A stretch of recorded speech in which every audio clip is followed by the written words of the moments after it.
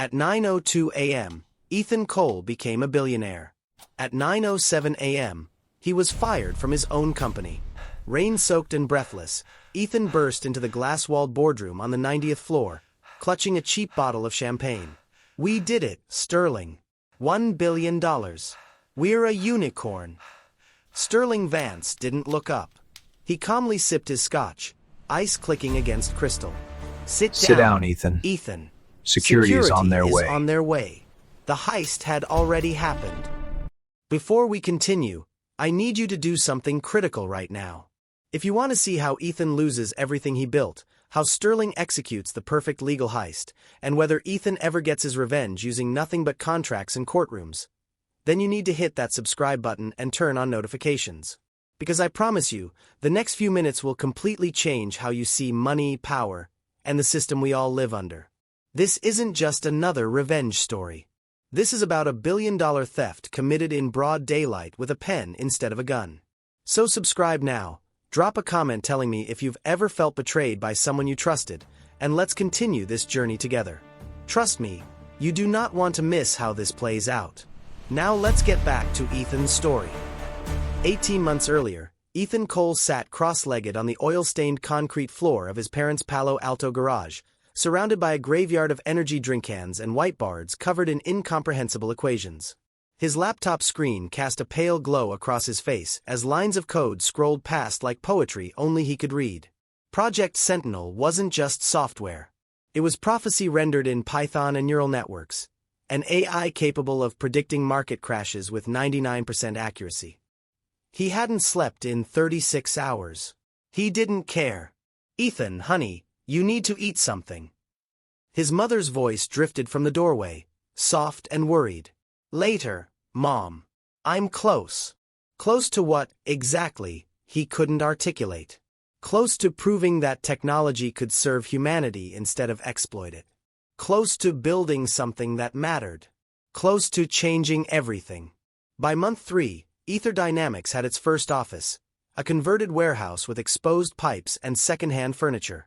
By month 6, TechCrunch ran a cover story, the 28-year-old who wants to save capitalism from itself. By month 9, venture capitalists lined up outside his door like pilgrims seeking enlightenment. Ethan refused most of them. He didn't want their money. He wanted their respect, their belief that something could be built without compromising its soul. When reporters asked about his valuation strategy, he'd smile that boyish, distracted smile and say, "I don't think about money. I think about impact." That's when Sterling Vance walked into his life. The meeting happened at a tech conference in San Francisco.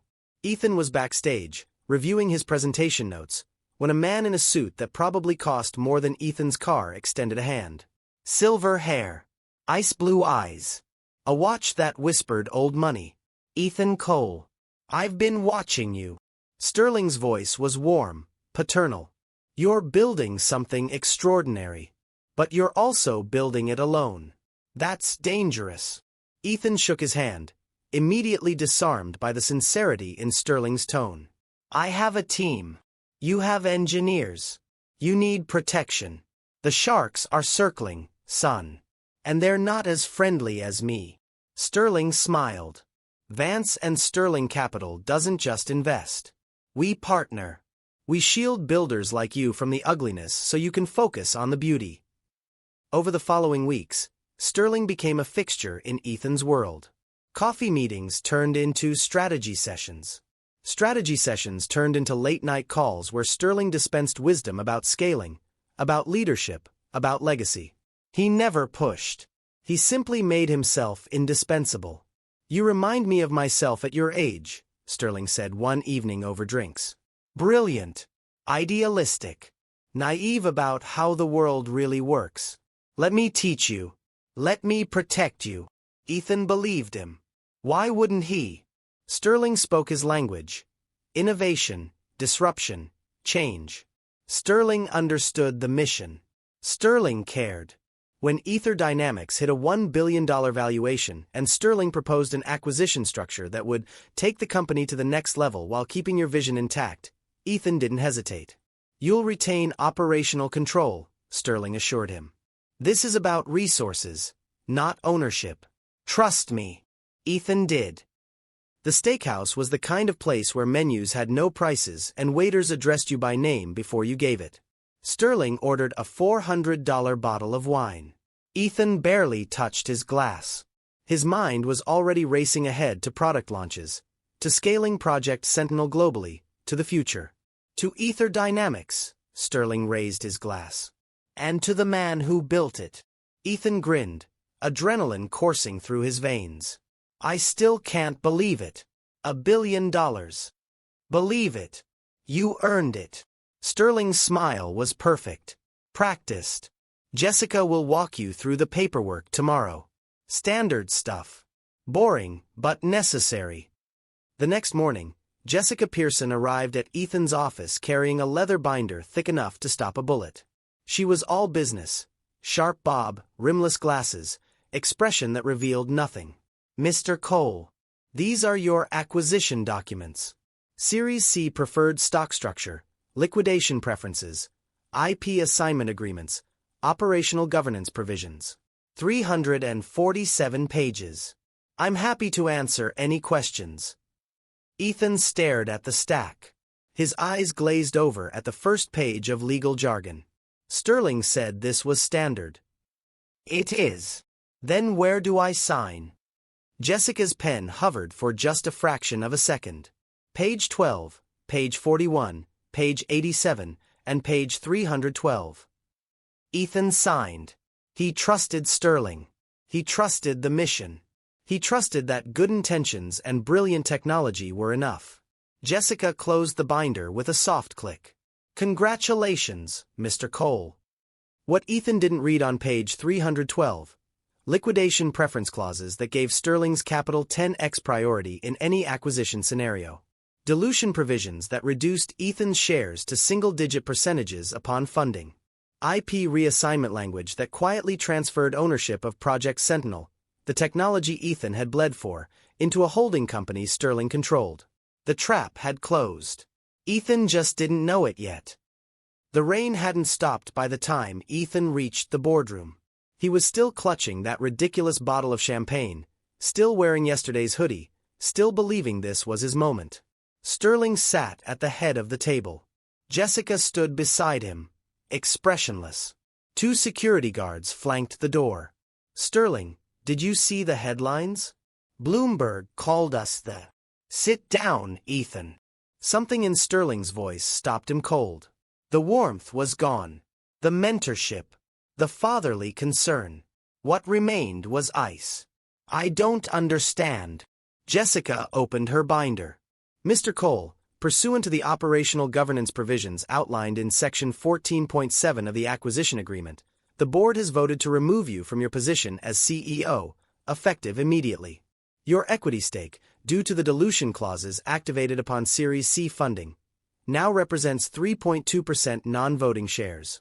Additionally, all intellectual property, including Project Sentinel, has been legally transferred to Vance Holdings LLC as outlined in the IP assignment addendum. Ethan's world tilted. What are you talking about? Sterling, what is she talking about? Sterling finally looked at him. You signed, Ethan. You agreed. It's all perfectly legal. You can't. This is my company. I built this. I built Sentinel. You can't just. I didn't take anything. You gave it to me. Page 312. Sterling stood. Security will escort you out. You have 10 minutes to collect personal items. Company property stays. The walk down the corridor was endless. Engineers Ethan had hired, mentored, worked beside until 3 a.m., they all avoided his eyes. His desk had already been cleared. His access badge deactivated. Outside, the rain soaked through his hoodie. Ethan stood on the sidewalk, staring up at the building that had been his entire world, now a glass tower full of strangers executing someone else's vision with his creation. He went home. For 3 months, he didn't leave his apartment. He read corporate law, contract structures, Delaware precedents, SEC filings, court rulings. He studied the language that had destroyed him with the same obsessive focus he'd once devoted to code. Years passed. Sterling grew richer. Project Sentinel made him a legend. Ethan grew sharper, colder, patient. He learned that the system wasn't broken. It worked exactly as designed, for those who understood it. And now, finally, Ethan understood. The Delaware Court of Chancery was smaller than Ethan expected. No grand marble columns. No theatrical drama. Just wood paneling, fluorescent lights, and the mechanical precision of justice executed through paperwork. Ethan sat at the plaintiff's table, dressed in a suit for the first time in 5 years. Across the aisle, Sterling looked untouchable, confident. He'd won this game 1,000 times before. The judge reviewed the filings without expression. Mr. Cole alleges breach of fiduciary duty, fraudulent inducement, and corporate waste. Mr. Vance, your response. Jessica stood. Your Honor, Mr. Cole signed explicit agreements. He was represented by counsel. The transactions were lawful. This is simply buyer's remorse. Was he? Ethan's voice cut through the sterile air. He didn't stand. Didn't raise his voice. Just spoke. Your Honor, I was 28 years old. Signing documents I was told were standard. I had no legal representation. Sterling Vance positioned himself as my mentor while simultaneously engineering my removal. The dilution clauses weren't disclosed. The IP transfer was buried on page 312 of a document designed to be incomprehensible. The judge looked up. Continue. But that's not why we're here. Ethan slid a document across the table. Sterling Vance used Project Sentinel, my AI, built with my code, to manipulate markets. He triggered crashes he predicted, profited from the chaos, and violated SEC regulations in 14 separate instances.